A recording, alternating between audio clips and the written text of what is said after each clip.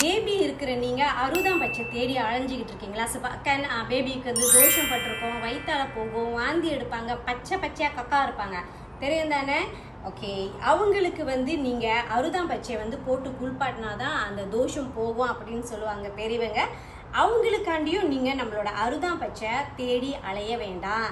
ஏன்னா இப்போ நம்ம அறுபதாம் பச்சை பாருங்கள், இலை இருக்கா, அறுபதாம் பச்சை இலை அண்ட் ஸோ சாறுலாம் போட்டு தான் இதில் குளிப்பாட்டுறோம். அறுபதாம் பச்சையோட ஸ்மெல் ரொம்ப மைல்டாக தான் இருக்கும், ஸ்ட்ராங்காலாம் இருக்காது.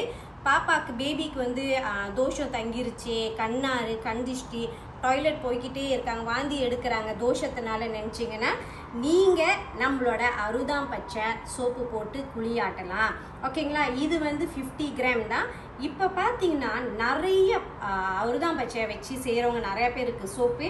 நம்மளோட அறுபதாம் பச்சை சோப்பு ஒசானா பியூட்டியோட லோகோ இருக்கான்னு செக் பண்ணி பர்ச்சேஸ் பண்ணிக்கிங்க. ஏன்னா நம்ம ஆல்மோஸ்ட் மார்க்கெட்டில் 2 இயர்ஸ் ப்ளஸாக இருக்கிறோம். ஸோ ட்ரை பண்ணாதவங்க பேபிக்கு யூஸ் பண்ணலாமா, இதை கிராப் பண்ணிக்கோங்க. நன்றி.